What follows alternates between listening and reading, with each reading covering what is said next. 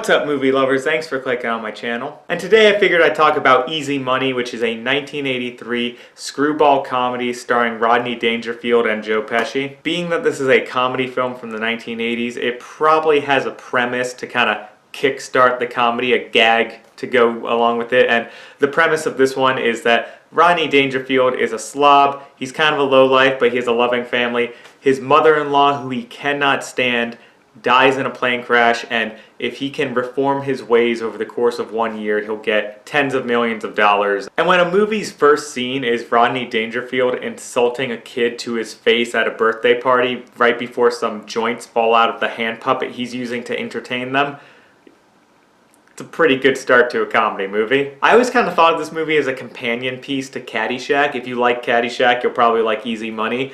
I always kind of thought of it in my head that this is the origin story for Rodney Dangerfield's character in Caddyshack. Honestly though, I think that Easy Money is funnier than Caddyshack. That being because it's just taking the best part of Caddyshack, Rodney Dangerfield, and giving him his own movie to just basically be himself and roast everybody. This movie is the Rodney Dangerfield show, and he just kills it because he's Rodney Dangerfield. His quips, his insults, his charisma, it's all very funny. He's the type of guy that kicks his daughter out of the bathroom so that he can use her eyelining tool to be a roach stop for his joint. He's the type of guy that the second he hears his mother-in-law is coming over, he just instantly is like, I gotta get out of here. I don't want to see her fucking face. And there's a lot of elements that make this movie work really well. The chemistry between Rodney Dangerfield and Joe Pesci is excellent. Joe Pesci is a really great comedic actor, and one of the funniest scenes in the movie is when he and Rodney Dangerfield are just driving around completely cross-faded on booze and pot, and he is just laughing maniacally as he's driving like a complete and total lunatic.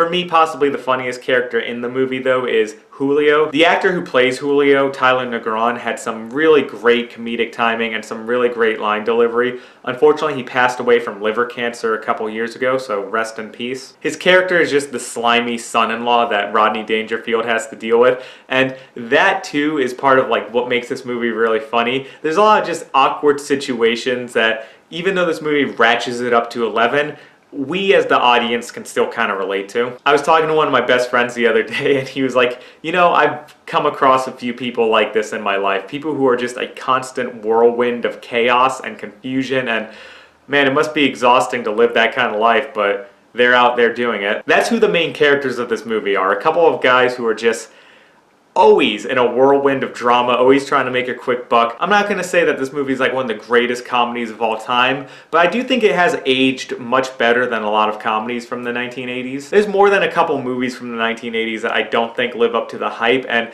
being that Easy Money is kind of an underrated gem, I think it's worth going to check out if you haven't seen it. So for me, Easy Money would be B+, A- tier. That's kind of where I'd rank it. It's a solid comedy, not the best. Maybe not one that will make you bust out laughing every single time you watch it, but a good way to kill an hour and a half, hour 45 minutes in a pretty enjoyable, well-done comedy from the 1980s. So those are my thoughts on Easy Money, a movie that came out 11 years before I was even born. But enough of my opinion. What do you think of this movie, and what are some of your favorite comedic films from the 1980s? If you like this video, there's probably another video popping up right here you might want to go check out. If you like any of these bands behind me, go ahead and subscribe as well. I'm sure you'll find stuff on this channel that you like. As always, thank you so much for watching, and I hope to see you at the next video.